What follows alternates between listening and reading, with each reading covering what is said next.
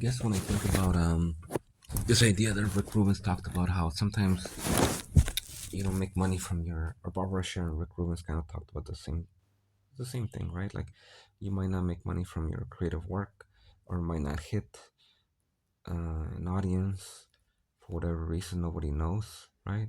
Just producing great work doesn't guarantee you an income. I don't know if Rick Rubens actually said this explicitly, but I think the undertone was that the explicit part was that not everything great will find an audience or make a big splash, right? And you don't know why.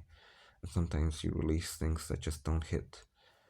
And so, with this idea in mind, I think back to like artists that I've liked that are really obscure.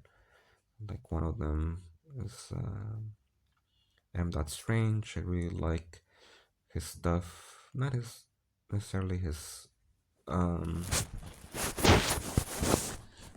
art per se, even though I do some of his like little doodle stuff in some of his music videos, but mostly his ethos and his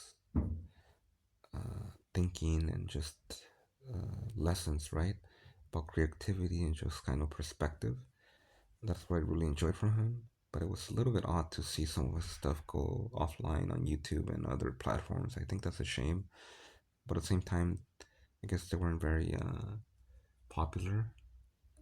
Even though I really enjoyed them, I think he had very few people where he doesn't really seem to sustain himself from his art, which in some ways I think he claims it's probably like by design, right?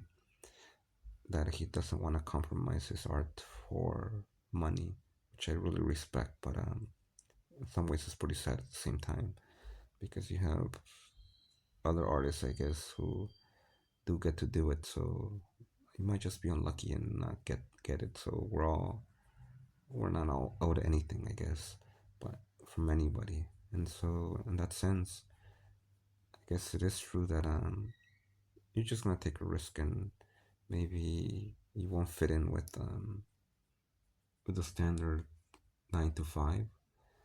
That's kind of what I've been thinking about too. I mean, it's a fear that we all have, even talking to friends who are pretty competent, that they may have a hard time going to a traditional job if they ever need to, just because they've been away from it for too long doing their own thing.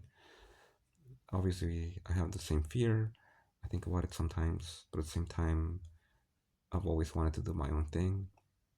It might not look like a traditional startup to some, right?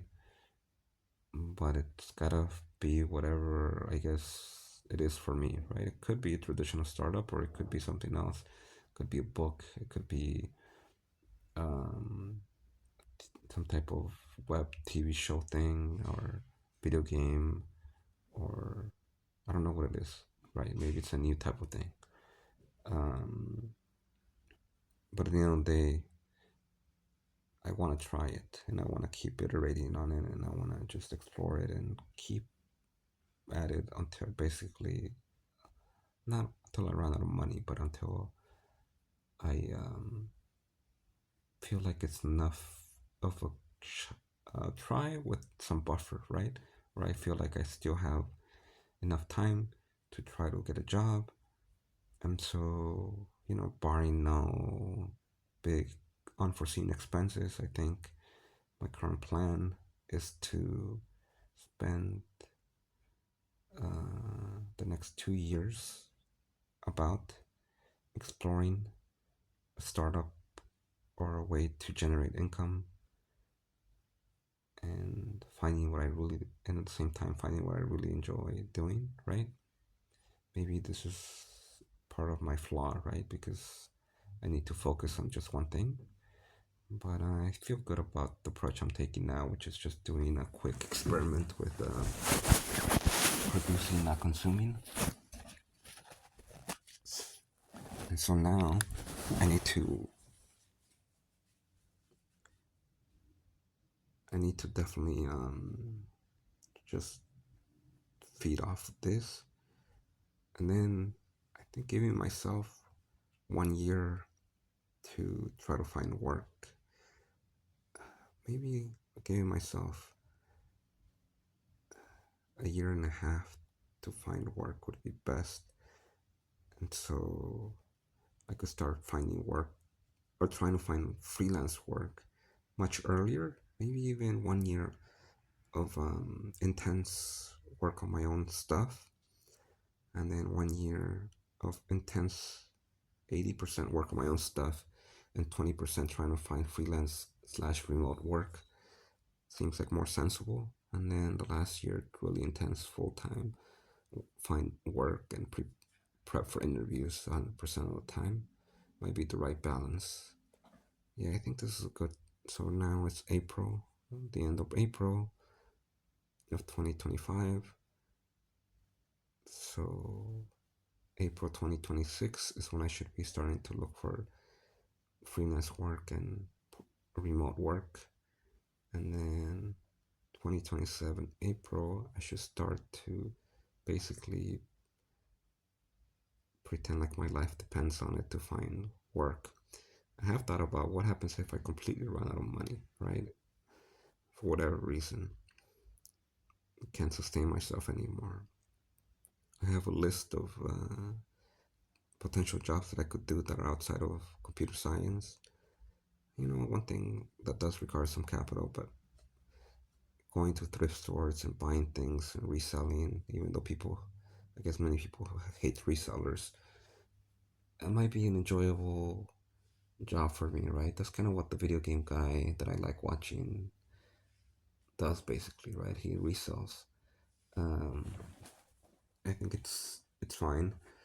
Um, the other thing I could do is just, I think this would be tougher though. I guess you could do, yeah, many different things. Some of them require some things that I might not have when I go back, like a driver's license, because my driver's license expired or expiring. Will have expired, and I won't be able to renew it before then. So that's one annoying thing. But yeah, I like the saying that my dad will sometimes say is that he knows he won't starve to death.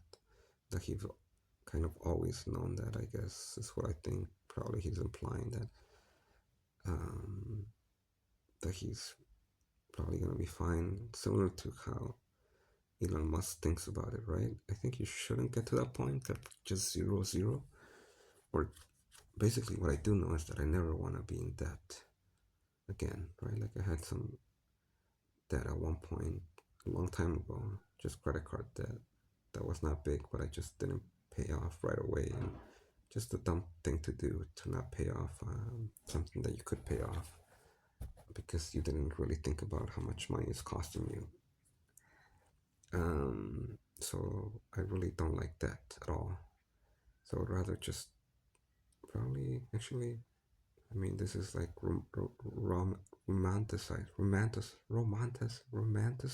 romanticizing this lifestyle.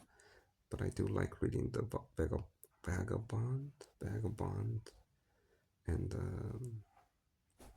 and the people in those subreddits, or the van life people, which I wouldn't be able to do again because of my license, and also I would need to buy a van, which, from what I understand, have gone up since COVID in price. Um, but yeah, I guess it doesn't cost money to be homeless. That's the whole kind of idea. Well, it does cost money, but it's not as expensive as renting, obviously, but it's expensive in other ways. And that that also makes me think about like trying to get dual citizenship for Mexico. It's one of my projects to try to do that. So I've been gathering documents to try to do it, but even if I did have dual citizenship in Mexico, or could stay in another country for longer term, I know that ultimately, oddly, I would end up in the U.S. I would just go back there and